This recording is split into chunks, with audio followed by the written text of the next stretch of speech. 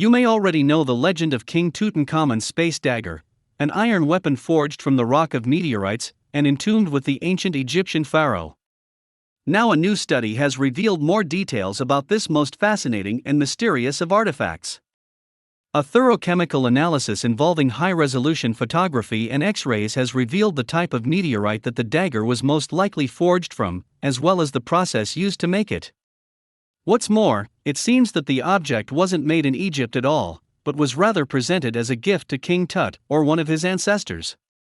Perhaps most significant is the discovery of a so-called Widmanstätten pattern on the dagger, indicative of the long nickel iron crystals found in octahedrite iron meteorites, the most common type of iron meteorites.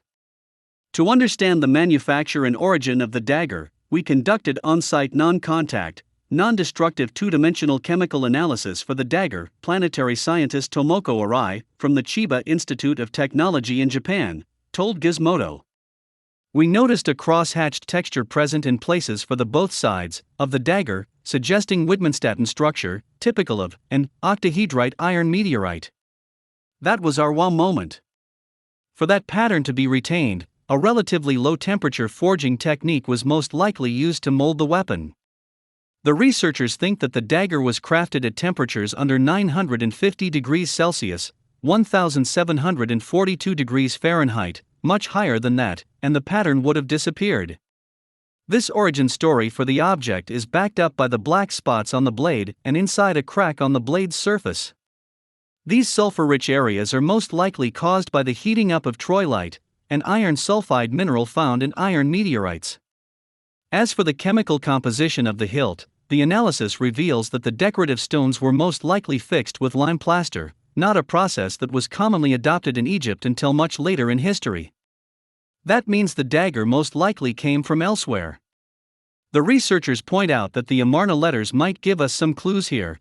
These important clay tablets dating from around 1360 to 1332 BCE are a collection of ancient Egyptian diplomatic correspondence, and mention an iron dagger given to one of Tutankhamun's ancestors as a present. The gold hilt hints at the dagger's foreign origin, possibly from Mitanni, Anatolia, as suggested by one of the Amarna letters saying that an iron dagger with gold hilt was gifted from the king of Mitanni to Amenhotep III, the grandfather of Tutankhamun, the researchers write in their paper. This idea that the dagger came from outside Egypt has been suggested before, but now we have more proof. Further studies should be able to establish whether this is indeed a family heirloom passed down through the generations. Before the Iron Age and its associated technologies were developed, most iron artifacts were most likely forged from meteorite fragments that had dropped from space. This would not have been a straightforward process, and most likely involved plenty of trial and error. Tsutomu Saito, professor of cultural properties science at the National Museum of Japanese History in Japan, was not part of the current study, but has worked on previous research into iron forging that predates the Iron Age. The study provides evidence that ancient people had achieved the conditions that we predicted scientifically, suggesting that the forgers of the time used both instinct and experience to find the right temperatures to craft their goods. This is an important finding that shows the starting point of mankind's quest to develop iron manufacturing technology.